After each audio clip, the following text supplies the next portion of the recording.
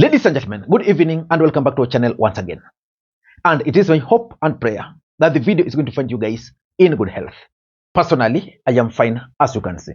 Kisumu is fantastic, and maybe you could also let me know where you are watching the video from, the county or the country, in case you are out of the republic. And for this particular video, kindly let me know the name of the specific county you are watching this video from. Ladies and gentlemen, earlier today, I received a phone call in the evening from one of our subscribers. He told me he's based in Tanzania, and he wanted me to reach out to Morara because, according to him, Morara was making some mistakes. And I asked him which mistake. He told me to go to Morara's Facebook page or Twitter page, and I'll be able to identify the mistake because I think he had just made some post there. I took my time and went to Morara Facebook page and Twitter page. This is what Morara posted. I never kick a man when he is down. Hello, Rigathi. You have a missed call from me. I believe you have a lot of information that can help me in my vampire diaries. Would you like to share this information? I want to ask any one of you to go to the comment section of that particular post and read the comments there. Without following any format, I'll just pick the first 2 or 3 comments. I'll read them because this tweet is going to form the basis of this analysis. The first comment there is by a gentleman called Chief Disruptor. Is saying, one blunder, you can be excused. But bro, your blunders are now looking way too intentional. Are you working for someone? Did you all of a sudden get where you are because a path was made for you? Are you attacking the president because you are asked to attack? Let me read the second comment. Ha ha ha. All along you've been working with him. Wacha kujificha. The third comment is by someone called Pretty Wamboi. Respect yourself. The next time you tag a man who became a deputy president, kindly have some manners. Someone, let me just go to the fourth one. But requesting information openly and public from him is still kicking him when he's down. Okay, those are some of the comments. Those are some of the comments there. And people are asking whether Morara is actually working for Rigathi Gachagua. In this video, I want us to analyze this particular tweet. But before you do that, for those who are watching this channel for the first time, please take a second or two, click the subscribe button so that next time we produce a video like this, YouTube will automatically notify you. And to the subscribers, I want to continue thanking you guys for your continued support. Because without that support, this channel cannot be where it is. Ladies and gentlemen, let us dive in. First of all, Morara Kebaso should know 2 things, and he should take them seriously. The first thing Morara Kebaso should know is that Kenyans are currently looking up to him for salvation. So he must continue pushing on.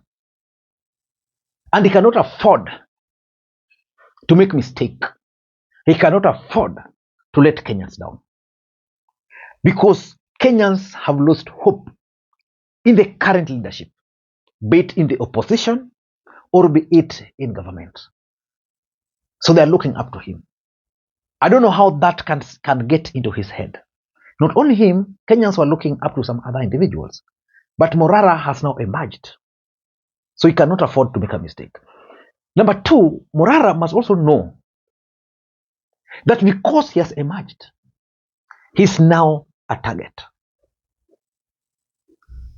And you know, there's nothing as difficult as becoming a target of a system. And that's why when Morara was arrested the other day, I'm on record on this platform that Morara might never be the same again. He might never be the same again. Because there's a way system normally psychologically use the arrest to intimidate people. Let me take you through Morara's tweets a bit so that you can understand what I'm saying. The other day, Morara made this post. Just the other day, I am taking a small break to re-strategize. I have a problem that needs a solution. Most of my supporters cheer me online, but when I'm in trouble, they never show up. I need a new strategy on how to mobilize my loyal supporters to have my back whenever I am under attack. The attacks have intensified, and the police have become smart. They do it on days when there is something big happening, so that it goes unnoticed. That is why I need a break.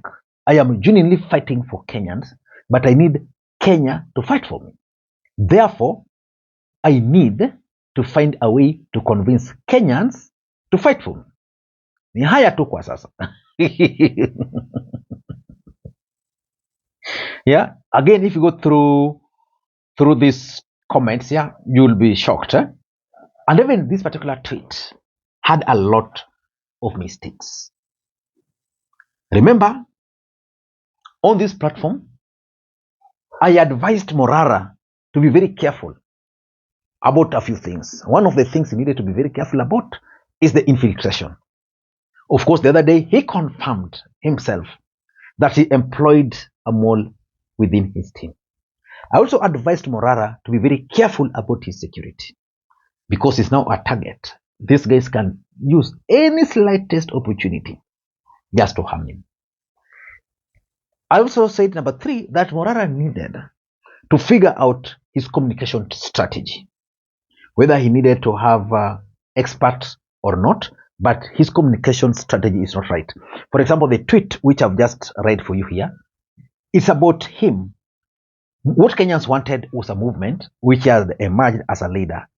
Not, if you read this tweet, I am taking a break to re-strategize. I have a problem that needs solution. Most of my supporters cheer me online, but when I am in trouble, they never show up. I need a new strategy on how to mobilize my loyal supporters to have my back whenever I am under attack. The attacks have intensified and the police have become smart. They do it. You see, if you read that post, it's basically about I. So if we can find a way of taking credit for everything, but making it appear as if we, not I. Okay? But unfortunately, Morara is very clear that he doesn't need any advice. So I'm supposed to be on holiday. Lakini there's just one more thing I want to say before I retire to my holiday. And it is this. Guys, the mistake I keep making is that I keep reading comments. Na niliadvisiwa nisikuange nasoma comments. But I read them because I want feedback. I want to know how people think. Look here. Kuna wale watu wanasema kwamba Morara, you should look for political advisors. You should look for political advisors who have been in politics, Kenyan politics for a long time, who are experienced to teach you how Kenyan politics is done. I have an answer for you. My answer is no. I know how Kenyan politics is and I don't want it that way. And I don't want to be like Kenyan politicians. That is why I don't want that kind of experience. What I need on my team are people who know how Kenyan politics is. They have experienced it, but they are ready to be dreamers. They're ready to dream of change, and they're ready to make practical steps towards change. So mambo ya kuniambia, oh Morara, tafuta, it's another way of saying, tafuta public relations manager. Look for a public relations manager to be drafting your tweets, to be drafting your social media posts before they go out. I have an answer. No, I'm not going to look for a public relations manager. Let Kenyans know me for who I am. And because he doesn't need any advice, I will continue offering my unsolicited advice to him. On this particular tweet, my take are as follows. Number one, someone cannot easily link Morara to Rigathi, because all along there are those people who always tried to link Morara's activities to being sponsored. Now he's coming out and reaching out to Rigathi Gachagua. Of course, if you read the tweet, it's not about Rigathi Gachagua sponsoring anything. He wants certain information. I've always told you that governments always just look for those small links and they can easily brand it. And because his team is already compromised, someone will use a member of his team to reach out to Rigathi. And Rigathi, unknowingly, because he's also desperate right now, will reach out to Morara. They'll start working. The truth is, Rigathi can actually sponsor Morara without even Kenyans suspecting. Maybe it will take time for them to suspect. But now when it goes publicly like that, that's a very bad signal. And that's why most Kenyans are concerned. So Morara, please, Kenyans don't want you to be linked to the deputy president. Because soon it's going to be former, but Kenyans don't want that link. They want you to be Morara Kebaso, and their support for you is going to be because you are Morara Kebaso. That's number one. Number two, Morara Kebaso, in my view, has also failed to read the mood of the country. And the mood of the country is simple. Kufa dereva, kufa makanga. They're even calling for kufa mechanic and kufa turn boys. The moment Morara will realize that Kenyans are tired with the current leadership, he will not be reaching out to Rigathi Gachagua. Because if Rigathi Gachagua had this information, he would have even shared them long time ago with Morara and the team. Where do you think Morara is getting his information? They are well-wishers in government. Where do you think people like Amenya are getting the information? From government. So if Gachagua was serious about whatever he's accusing the government of doing, he would have shared some of these things long time ago. Not waiting for this moment now to start raising some of the issues. Ladies and gentlemen, again, allow me to thank the following people. You are seeing their names on the screen there for the coffee which they sent to me earlier today. It goes a long way in supporting the channel. You can also do the same using the numbers you are seeing on your screen. A cup of coffee like this one here goes only for 200 shillings. But you can do more. Ladies and gentlemen. Number three, by making that public request, Morara is emerging as someone who is desperate for information. You see, the question we should ask ourselves, how did Morara emerge? Morara emerged because he was doing something which Kenyans associated with. Kenyans were like, this government has not done ABCD. So Morara went outside there, came to Kabonyo Kanyagwal here, told Kenyans, the government is saying they have invested 2.1 billion on this project.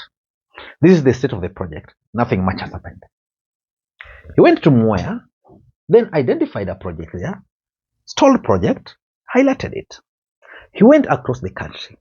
And because he was highlighting things which shocked Kenyans, Kenyans were quick to raise for him money.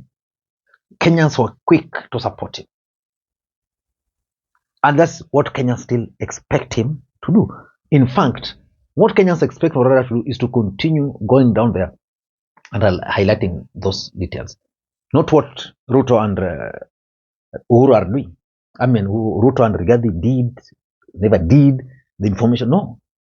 Just those projects, because those projects, they are there. Unakuta mahali, there's a road with a signpost that this road was constructed, completed, yet nothing. So Kenyans were like, this is the man. And of course, the timing. Politics is an act of timing. He's saying that because Rigathi is down, he can't continue beating him. But those are the facts. If Rigathi is an enemy, he remains an enemy. And in war, he must be crushed. But that's not the issue. The issue is that he would have waited until Rigathi Gachagua is impeached completely out of office, then he can reach out to him. And lastly, I think it's also emerging now, and I think most Kenyans will agree that it's a sign of lack of strategy or advisors. And if I were Morara, I'd listen more to what people are saying. Like, he was very clear that he goes through the comments. He should continue going through those comments and take some preemptive measures. For example, on this channel, people have advised me to do many other things, like starting interviews. I was doing live shows. I don't know why I've not started. I was supposed to start it last week. People want me to now start going to interview people outside this place. But you see, if you ask most of you guys, you'll agree that most of you guys are coming to this channel not to watch other things. But you come to this channel so that you can hear my opinion, like my opinion, which these guys wanted me to give him. My opinion on the impeachment of Rigathi Gachagua. People come to this channel for my opinion. So, I don't know what you think, but for me, those are some of the issues around that statement by Morara Kebaso. Until next time, this is Lee Makwiny. Bye-bye.